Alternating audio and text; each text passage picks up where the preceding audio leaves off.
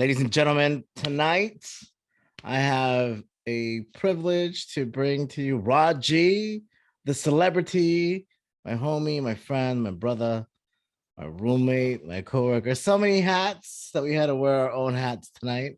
Rod, welcome to Step Show. What up, Step? How's How it you going, doing, brother? man? Man, look, we finally got to sit down and do a podcast together after all this time. But I actually remember the days where we were like auditioning for each other, like, oh, let's do the Rodcast and let's do this and Yeah. let's go to sporting events and do all Mhm. that. And things have been crazy in the world. And It happened. They've been crazy, mentally breaking down, trying to figure out creatively what we're doing. You got projects, I have projects. Like it just. by the time this drops and it's available to the public, there will be a documentary out into the world. And that is the reason that we're here, a documentary that you made. Yes. And Yes, it's called Where We're From, The Rise of Underground LA Hip Hop. tell us, when someone clicks on and watches that, what are they going to be able to watch? What's in the documentary? Well, they're gonna capture a moment in time of hip hop in Los Angeles in the late '90s to the early 2000s. A lot of time when you watch documentaries, it's about Biggie, it's about Tupac. It's always like the same stuff, and nothing against them. Like I love them to death. I come from a hip hop background, but what happens is everyone always associates the West Coast with gangster rap. Ice Cube, Snoop Dogg, DJ Quick, Tupac, and all that, right? That's what they associated with. But LA hip hop has an actual hip hop scene. Like, I mean, actual like independent artists that became popular artists, and no one ever thinks about it because they think about Snoop Dogg and you know NWA. So the documentary captures a little bit of that history and kind of explain it and break it down, the perception of what people thought outside in the hip hop community, what they thought about the West Coast. And then we kind of go through, the what the lifestyle was pretty much during that era. And tell me about what you were doing at the time when this was all going down. Like, before we get into the doc, like, what were you doing at the time when that was happening in your life? So for me, I was a fan at the time, right? I was a fan of all this hip hop, and I was just getting my feet wet as far as getting into the hip hop scene as an actual person that's behind the scenes, as opposed to the fan who's buying tickets and going to these clubs and geeking out over all of this crazy great hip hop. So that's where I was. I was actually at the cusp of going from fan to someone behind the scenes. And at what point did you actually connect to all these people, like as people, and then the collaboration of the documentary itself? I feel like once I started working on the Wake Up Show, which was early 2000s into mid 2000s, somewhere around there. And because the Wake Up Show was all about that scene, not the gangster rap, they were all about the actual hip hop scene, real lyricism, real producers. Not that the gangster rappers weren't real lyricism. But what I'm saying is like guys that like freestyle and thought about the wordplay in a different way besides the gangster side of it, like selling crack and lowriders, like more about like you know metaphors and similes, and thinking about how creative they can say something to make it really to be really thought provoking. And the music was different. It was more jazzy. It was more it felt East Coast ish kind of, but it had a hip hop funk feel to it at the same time because that's what we like out here. And so um it wasn't until the Wake Up Show that I really got into all that, because I love the gangster rap as well. Like that's the scene I grew up with. I grew up in South Central Los Angeles, and that's what I was into. But that other like b-boy breakdancing, that whole other side of hip hop, wearing a backpack kind of thing. I kind of started really diving into it as I started learning more and more about these artists that I didn't know about, like the Chino Excels and and like the Dolly the Peoples of the world and Jurassic 5 and all these different artists that were relevant. The Far Side, who was blowing up, Souls of Mischief, all these groups that weren't gangsters. They were like hip hop artists, you know. And all this was happening in the 90s, right? 90s, yeah. 90s, yeah. And then this is happening in the 90s. We're in 2021.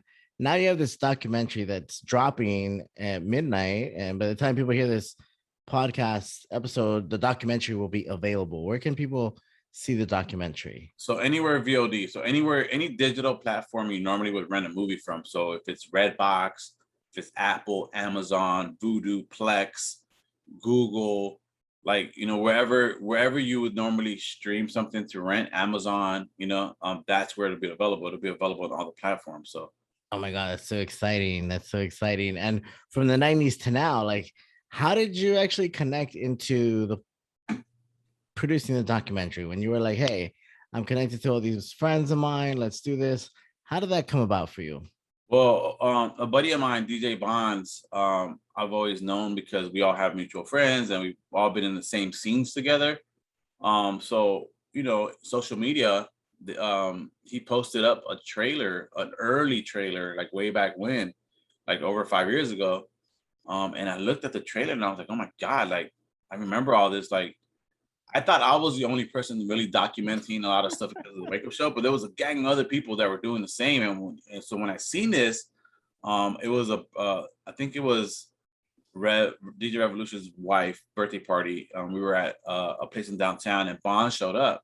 And like, yo, man, I seen that trailer, man. It was amazing. Like, who's doing it? I started asking questions, and he was like, man, I'm just a DJ. I don't know. Like, I got a friend who can edit a little bit, and my other friend Breeze is a DJ. He was part of it. And I was like, dude, like, this is what I do for a living. I've been doing this for the Wake Up Show. I edit, I shoot, I have resources.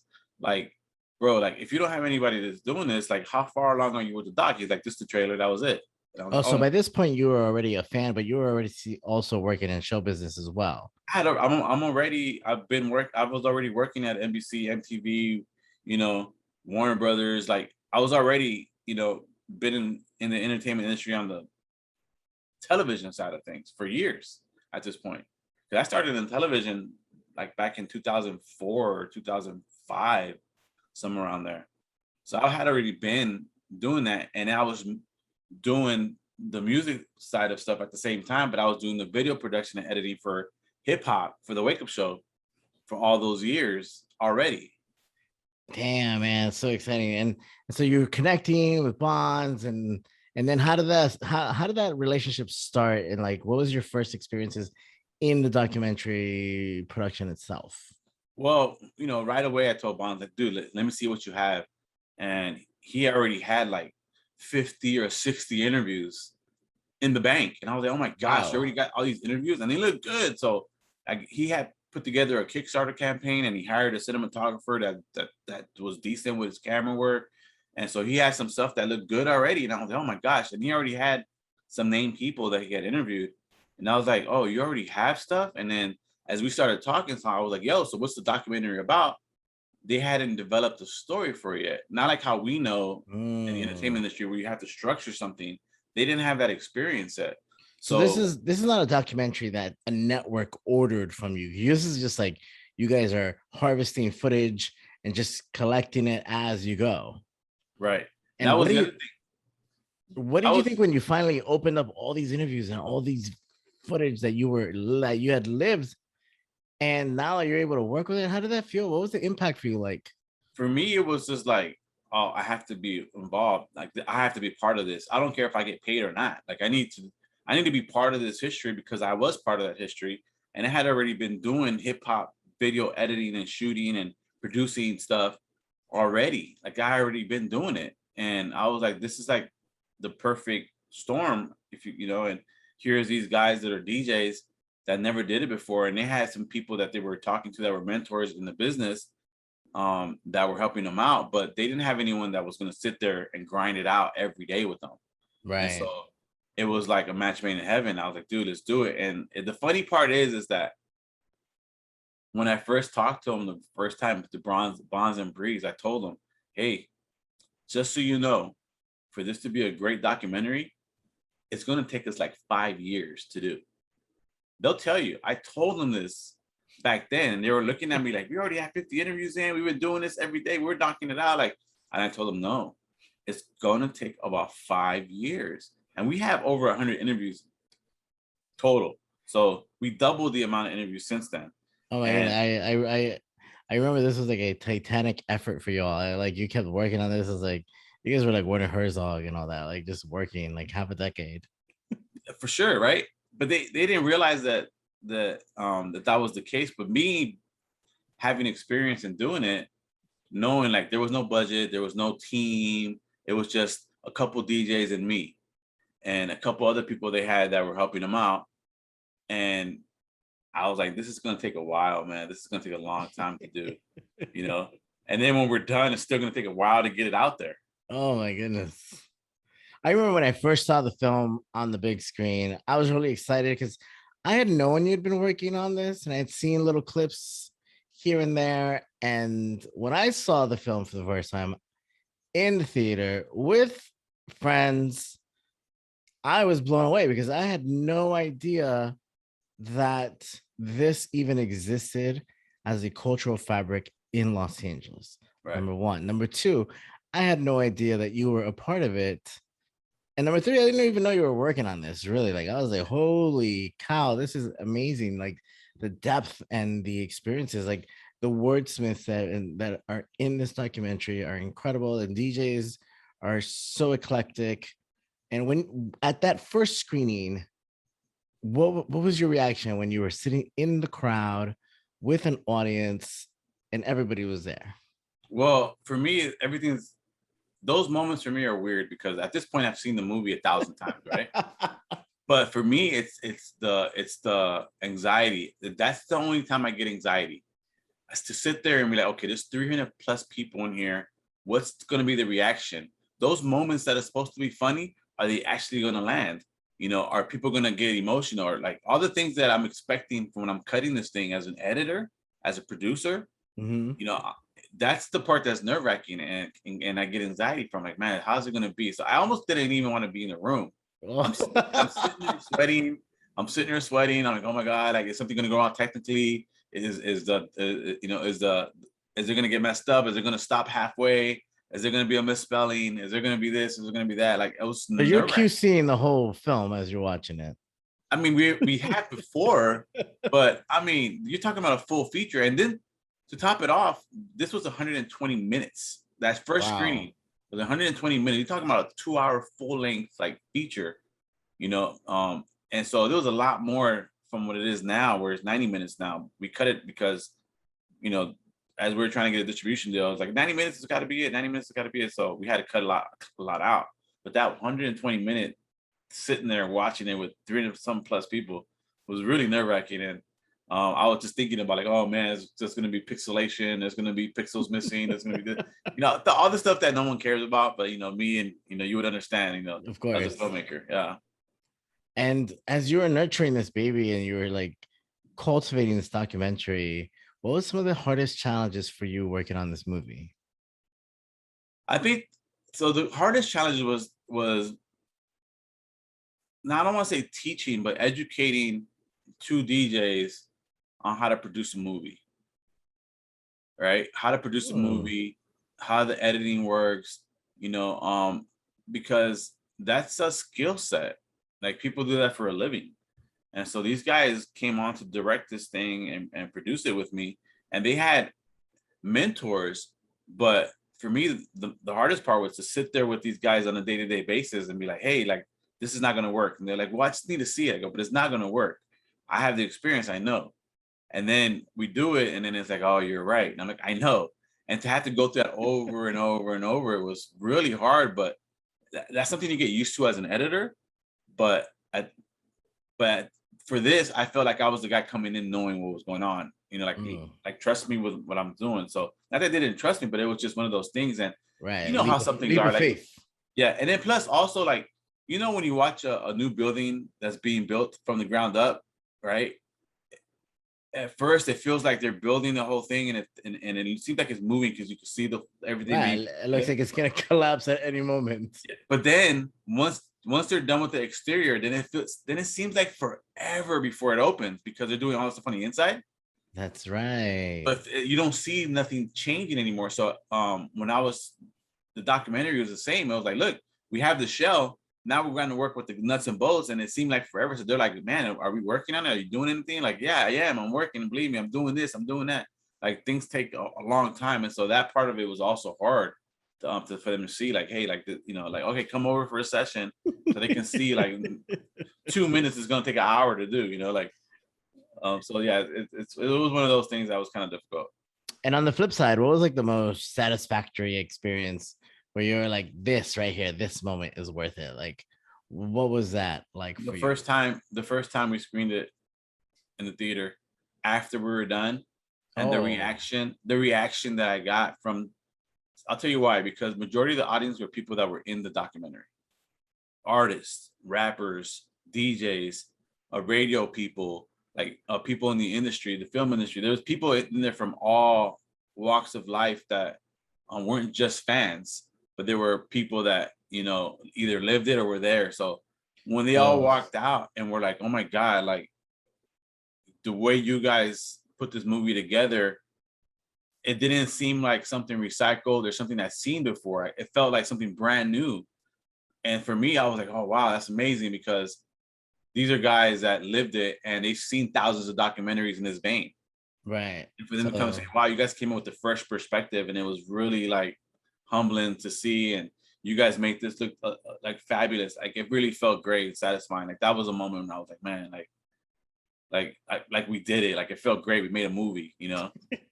so it sounds like a different like sort like pressure, but also the street cred, you were able to get that.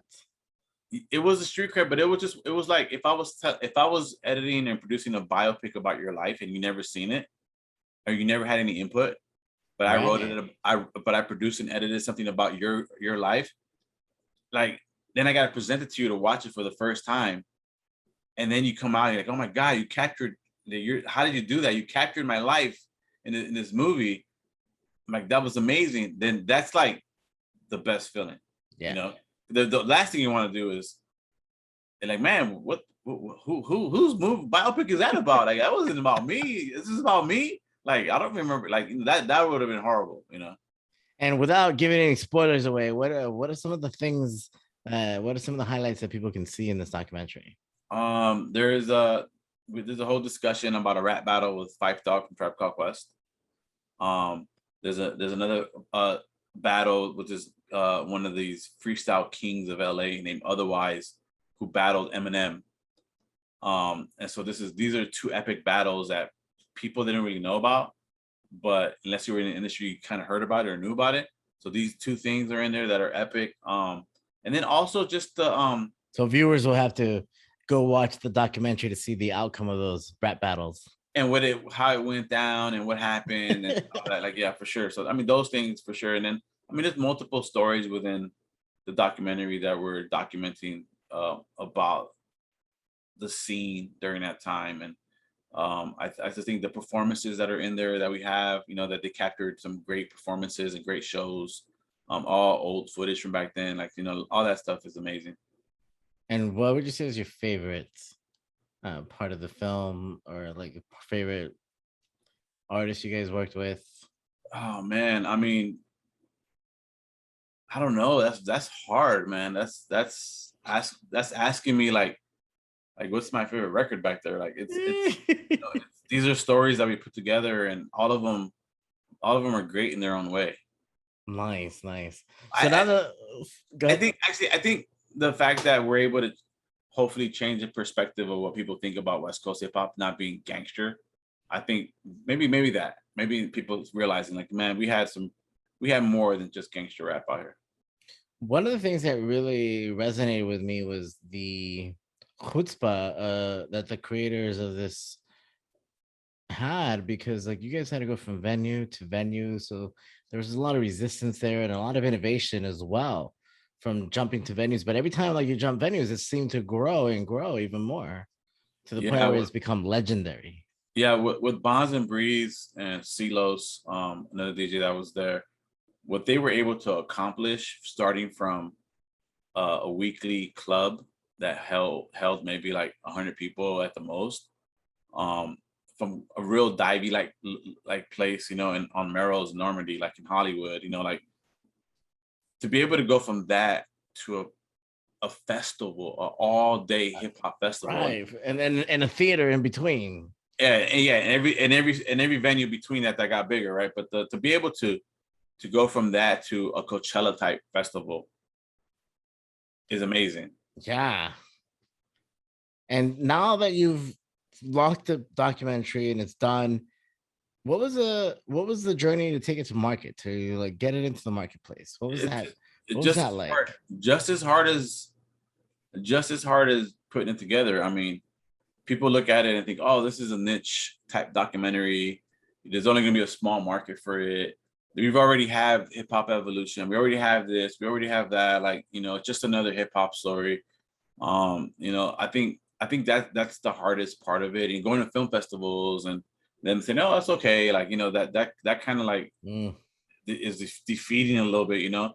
Yeah, But but we what was it that kept you guys going? Where it was like, the fact that we know this was a great story and we needed to be out there, regardless of how we did it, like we felt like we needed to get this thing out for people to watch, whether we made money on it or not. Like it's just we felt like we needed to prove to all these other entities, like, look, man, like this is legit. This is legit, you know.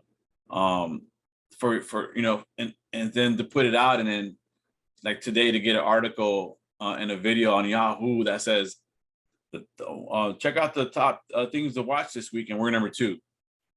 You know, we're out beating like John Cena's movie, and you know we're in between a Netflix show. Like look, like see, like we told you, like this is gonna be something you're gonna want to watch. You know. and yeah, definitely like you made it to the marketplace. The movie's available today on all platforms. And how has your relationship with Bonds grown during this whole experience? Oh man, Bonds and Breeze, I love those guys to death, man. I mean, we spent over 5 years in jail together, like in prison. You know what I mean? Oh, you Um, mean creative, like creative.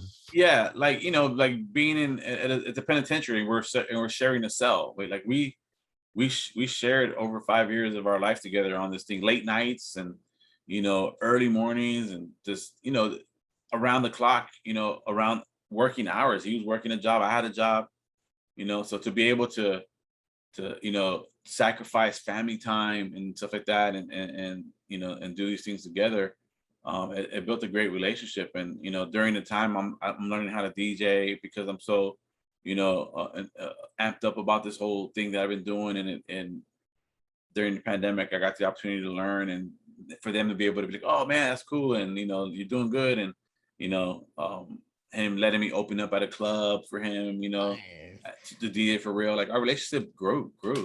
So not only like did your relationship grow with Bonds, and not only did you put out a movie into the marketplace, but this documentary also changed your life. I've been loving what you've been doing on Twitch. I know you and I used to hang out at DJ with DJs all the time, but you've really taken the DJ experience to a whole nother level for yourself. Tell me what that is and how that got started. I think you know since I've been around this hip hop community since the early 2000s, and working in radio, I feel like a lot of people thought I DJ'd. They thought I DJ'd, and I was like, I never DJ. I'm a camera dude. I'm behind the scenes. And when the pandemic happened, I had already bought me some turntables and started collecting records just to play music, you know, just because I love it. But I took the opportunity to say, you know what, let me see if I can figure this out and learn. And if I'm gonna be home, this I don't want to come out of the pandemic and not learn something new, you know. Right.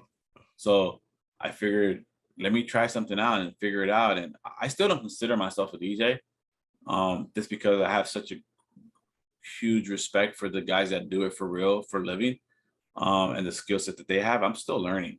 I'm So still a you student. so you're more like an aficionado level. Yeah, I'm still a student. You know, I'm still a student. And but the thing is that on Twitch, people think I'm a DJ because I'm doing what DJs do, but I'm a streamer, not a Ah, you're not a disc streamer. jockey, you're a streamer. I'm a streamer that plays music for people, and I just have a good selection of music because of the knowledge I've had over the years in the music industry. So I stream. My personality is what sells, and that's what people are coming to me. And it's that radio personality or whatever it is, so that's what I am more than a DJ. Oh, that's an interesting clarification because I've driven around LA on Friday night listening to all your music that you play and your voice. And, how does technology allow for that kind of an experience today versus 5, 10, even like 20 years ago when we were kids? It's like, It was difficult. You had to know somebody, or you had to be on radio. You had to be on television if you wanted to be the equivalent to a streamer. If you wanted to be Ryan Seacrest, right?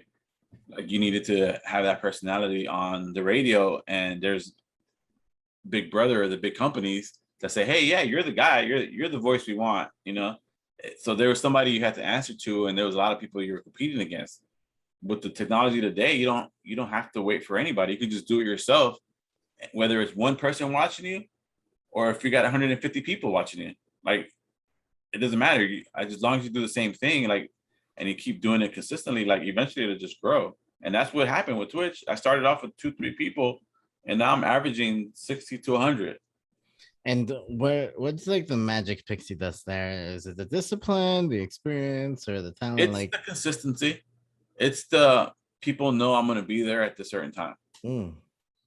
And I And think if people like me and they know, oh, he's going to be there, they're gonna be there also.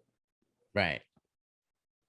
And how has that impacted your life now that people know that you're streaming and that you have a film, right? Like in your sense of identity as far as a creative person, tell me how that is happening. Like, how's that impacting your life? Well, everything is full circle, right? So the fact that I was able to grow on Twitch is actually helping me with the promotion of the documentary because I have a bigger Mm, reach now. So I'm able to do stuff, and then I'm able to use my editing skills and my producing skills to create assets to help push the documentary and put stuff out. Again, helping the DJ guys that haven't done this before, right? And be able to do these things and come up with a plan with them. And they're great. They're great at it now. They know what they're doing. But now we're able to collaborate and do stuff and just knock it out the park. So all these things are cross pollinating now, and it's fantastic that I'm able to do that. And that's always been kind of the dream, is mixing the film side of stuff with the music side. And mhm. now that I'm DJing, I feel like I can actually do that because I can bring that to the table. Um, and then the streaming helps out because now I have visibility for people and stuff. So I'm able to promote this stuff and do things, with other DJs that actually do it. And you're talking about you're able to live the dream and you're taking the same steps that a movie studio does and creating content, putting it out, engaging with an audience. And now looking back in retrospect, before you were jumping onto this documentary and to where you're at now in your life and what you're doing in the pandemic and working from home, how do you view things now from a creative point of view in terms of empowerment and creating your own stuff and getting it out into the world? Tell me about that independent spirit that lives, that fire you got. I, you know, I'm older now, and I've always worked for the man, right? But in the back of your mind, you always feel like, man, like I just want to work for myself. I want to have the power to do stuff on my own and not have someone say, no, you can't do that, or yeah, it's okay, or change this or change that. Like, no, I want to be able to put out what I vision into the universe, right? And I understand there's always going to be some roadblocks that I'm gonna have to adjust to, but I want to be able to say I have the power to do those adjustments to make it myself if I Right. want to or not, you know. So I think you know the creative side is of something I've always struggled with because I've always been like a corporate type person. Mhm. Um, and this last year has been a real creative eye opener for me because I'm able to flex now without Mm. worrying about anything else. I can start flexing the whole like Raji the celebrity thing. Like it's funny, but to be honest, like people would call me that before because like I was always just creatively out there, in some way or another, create Like with you were like it was Kevin Bacon in you, right? yeah, like whether it was content or it was me. Now it's me and the content. Oh So my now it's goodness. really relevant. Now it's real. Like, well, yeah, Raji the celebrity, like, um, now that could be the thing. Before it was a facade, and now it's like, well, maybe it could be a thing, you know? So you're self-contained now. You can work from home. You can work pretty much anywhere. And now that you have this movie going out into the marketplace, you're streaming, you're still working at a studio. What's next for you? To be my own studio. Mm.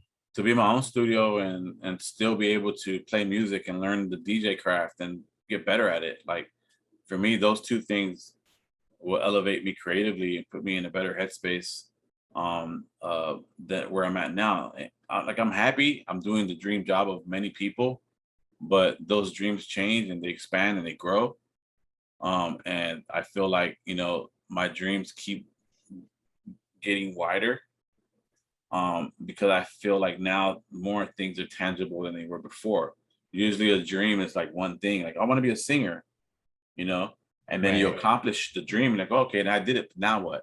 Well, I want to be my own label. I want to be able to find new artists and create that way. Like, the dream widens and you start realizing that there's more than just the singing, you know?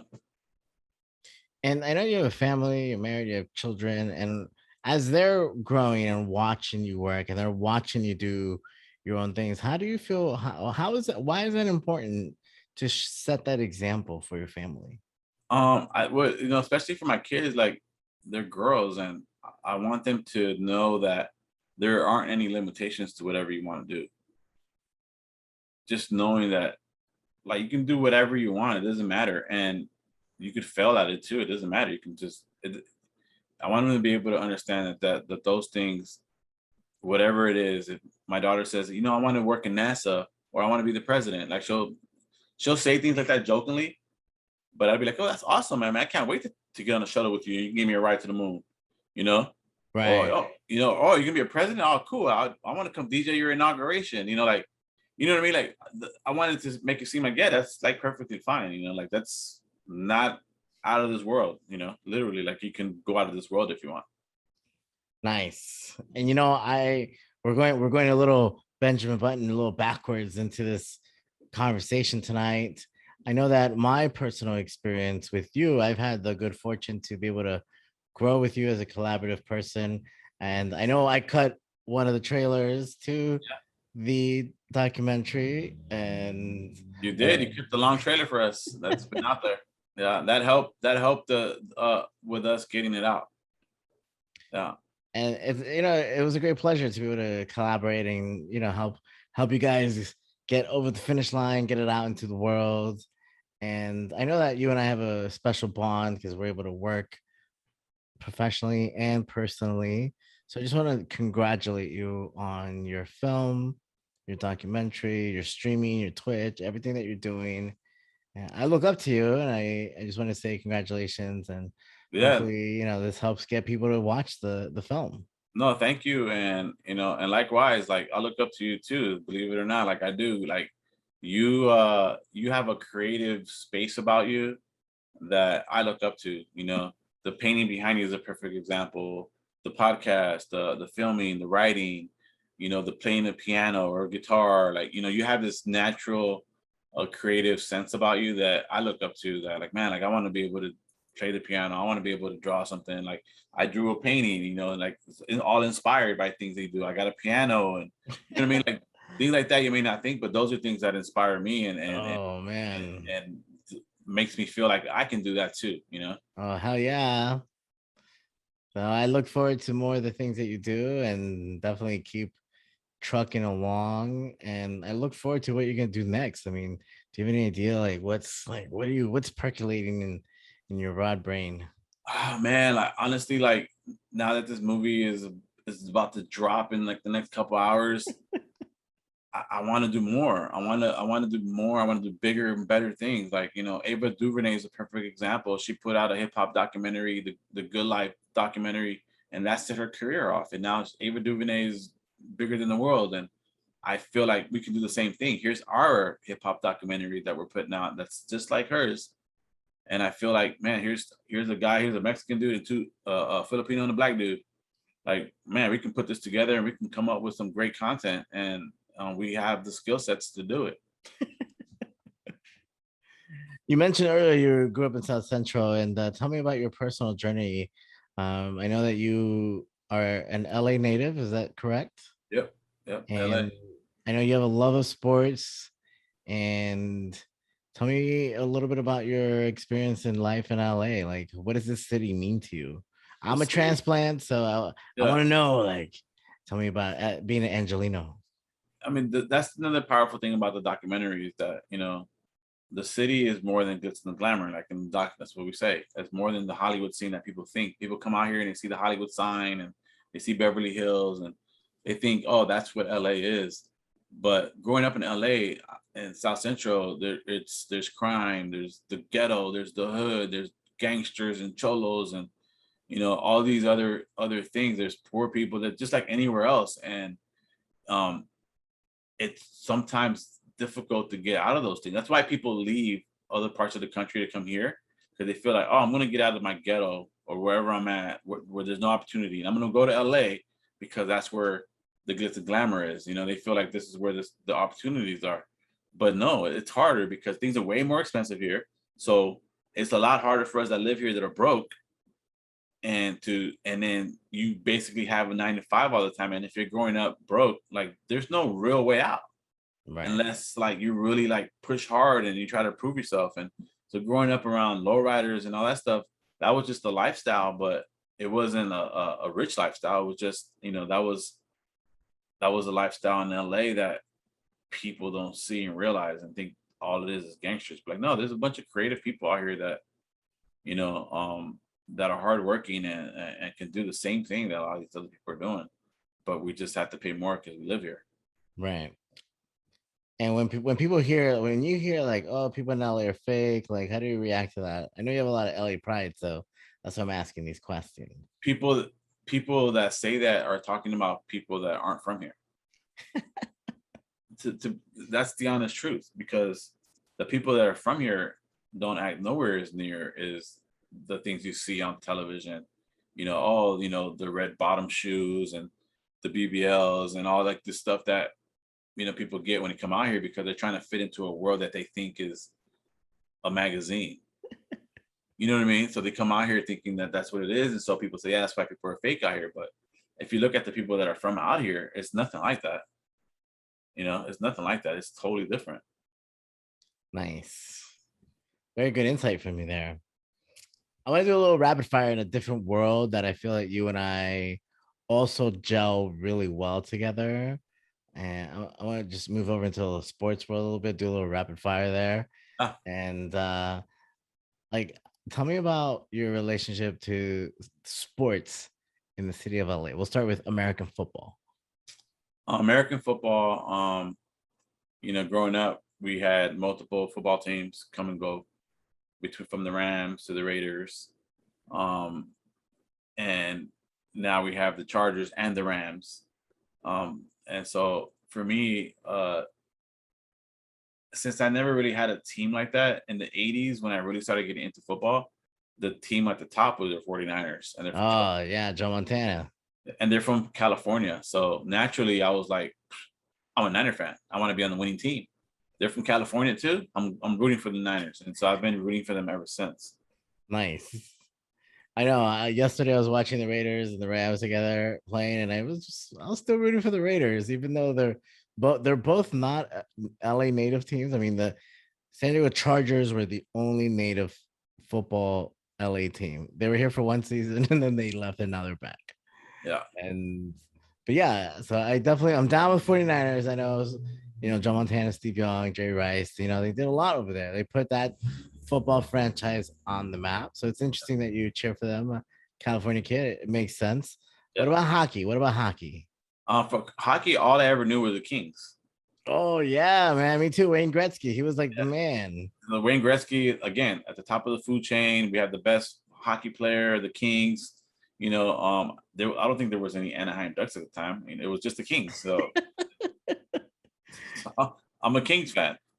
And I know when it comes to basketball, I know there's a lot of people root for the Lakers, but you root for the Clippers. Tell me about that. I grew up around the corner from the sports arena where the Clippers played on Figueroa, and the Lakers were in uh, Inglewood at the Forum. But what happened was, like every kid my age, we were all a Michael Jordan fan, and since we were a Michael Jordan fan, majority of us were all Chicago Bull fans, and so I was really a Chicago Bull fan. Wow. So Yeah, when me Michael, too. and so a lot of people, but they don't admit it. They go, "Oh no, I'm a Laker fan." I'm like, no, a lot of you guys were Chicago Bull fans, because of Michael Jordan. And Yes. but when Michael Jordan retired, I was like, well, I'm not really a Chicago Bull fan. It was really because of Michael Jordan. But now that he's retired, like, what am I gonna do? And I was like, well, there's the Lakers, but purple and gold and Inglewood, like I don't know, but the Clippers are right here, and I've gone to a few games because it's around the corner, and red and blue, like those are my colors. I was like, I'm gonna go for the Clippers, And so Yeah. it was around the corner, and so I became a Clipper fan ever since. And you know, everyone's like Clipper fan, like what? Everybody's a Laker fan because everybody's a Laker fan because they were winning championships. It's true, they were like just like I got on the 49ers, people got on the Lakers because they were the winning team. Wait, so where was this arena at? The sports arena is where the LAFC arena is at now. Wow, so those are the same ground. That's the same property. Ground. Like, wow. All right, well, that's a perfect transition into football, what people call soccer here. Tell me about you as a soccer fan. Well, I've never been a soccer fan. There was nothing. I never grew up playing soccer. It was nothing that was in my, being an American kid in LA and South Central Los Angeles. We had basketball hoops, and we played baseball on the street. Like that's what it was. Like even football. So soccer wasn't one of those things growing up where I grew up. But because of my good friend Gustavo, I got to learn a lot about it. And he took me to a soccer game, and I was like, wow, this is amazing. And there's two teams. There's the Galaxy, and then there's a LAFC. And again, the LAFC colors are way cooler. And they're right there in your old And neighborhood. they're right there in my old neighborhood. I remember that night we were going to the game. I learned that your dad had worked at the Coliseum and he built some of the lights and he actually worked on the Olympic rings. Yeah. Do you remember that, him doing that as a kid? Like when you were a kid? Like, Yeah, I mean, I remember him doing stuff like that around the city, and that was a big project that he had. And he's got photos and all that stuff, and it's historical. People don't realize that that's a big deal. Those rings that are up there, and my thanks to my dad. nice. And I know you weren't around in 1932 during the Olympics, or in 1984. And then I know you weren't around during the 30s for the Olympics, but in 1984, like, do you remember Yeah, that experience? yeah, the streets being blocked, the jogging of the torch, all down the street. Like I remember all of it. Like it was right around the corner. It's like the Coliseum, it's like down the street. So I remember all that. Nice. And to close out our sports little section, baseball, Los Angeles Dodgers. I don't have to ask who your favorite team is. And I know I've had the pleasure of going to many games with you, but especially a World Series, two World True. Series games. Yeah, amazing. Yeah, the Dodgers, man. I grew up in LA. My aunt, my schools, they all that was around, not too far from Dodger Stadium. And growing up as a kid, the police officers used to give you these baseball cards, and they were all Dodgers. And there was Fernando Valenzuela, and 1988, the Dodgers won a World Series. So again, it was like, man, the Dodgers just go. Like, there Dude, was what was that like, man, to be here in the 80s when Fernando left-handed 19? everything was Dodgers, man. Everything was Dodgers, and there was no other team. There weren't any Angels, and it was just that was the only baseball team we had. Like that's all we knew. And to be, one of the greatest teams during that time, and to be part of LA, it was something for us to be proud of. So that was amazing. I For people that are listening, I remember one day it was the World Series, and Ron and I were talking about how we wish we could go. Yeah. And this is really where I've heard that you can manifest your realities, and if your thoughts become your realities. And we ended up going to two World Series games. Rod, what was that like? Tell the listeners what that was like when I walked into your office and asked you if you wanted to go. First of all, like I was like, oh my god, like Goose, like really, like I can't believe you got these tickets. Like, I felt bad, and I was like, there's no way I could pay you for this, and but you took me to the game and had so much fun, and you know, uh, like it was the most amazing experience because that's always wanted to go to a Dodger game, like it's like a World Series Dodger game. You fulfilled the dream, like of mine, like as like a childhood dream. I Um, I, I couldn't pay for them either. I had to call in a marker. yeah, but like you actually did that for me, like an unforgettable moment for like the rest of my life. Like like that's to be able to manifest that into reality and to be able to go to this game was like the most incredible thing ever. But the Yeah, best, it was crazy because we couldn't find tickets for game one. So this was tickets for game two. But yeah, then like a day later, you actually said, hey, the you most wanna amazing thing. you had friends that gave up a pair of tickets. So we ended up going to games one and two. That was the most amazing feeling because like I had already felt bad for going, and man, and since for the following day for me to be able to walk over to you and say, hey bro, we're going to game three together. You're like, what are you talking about? I got two tickets. Come on. So I was able to pay you back, like in a way, That's like right, exactly. It was like we bent time and space in the universe to manifest them yeah. So it's like for you took us. me to a game, I took you to a game, and it was like the best thing ever. It was like it was the best buddy moment ever. You know what I Oh mean? my god, for sure. Yeah, Oh my god, what a great experience. Damn, man. I love sports. They're great. yeah, for sure. Can't wait to get back to some. Yeah, man. It's gonna be great, man. So what you got going on next, man? Like you got what's the rest of your week look like? You ready to kick out this documentary, get it out into the world, do some more streaming, like really engage with the audience? Like Yeah, what are you looking forward to for this week with the film? I think this week and next week is really just promoting the film as much as possible, doing as much as possible, spreading the word, trying to get it out there.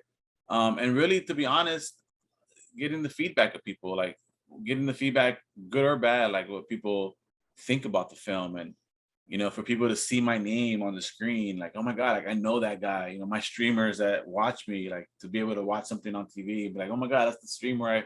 Like just that alone, is what I'm looking forward to this week, next week, forever. And really be able to promote it as much as possible so that everybody I know watches it. Right. And like I'm just really anxious for the feedback and to finally let people see all the work that we put into this thing. Well, once again, man, I congratulate you. I think you have an amazing brain. You're able to cultivate not only a documentary and your work, but also your family and a whole life. And I definitely know that you and I are gonna be friends forever. Absolutely. And I My brother. definitely, yeah, man, brother from another mother. And I can't wait to see what else you do and how we can rock it together, man. Absolutely. 100,000%. You. Bueno, man. For just tell people again, give us the name of the documentary where it's available. For So the where we're from, the rise of LA underground hip hop, and it's on Apple TV, Google, Amazon, Vudu, Plex, Redbox, any streaming platform you can get it. Amazon. It's all available for you to watch. oh hell yeah, man, hell yeah.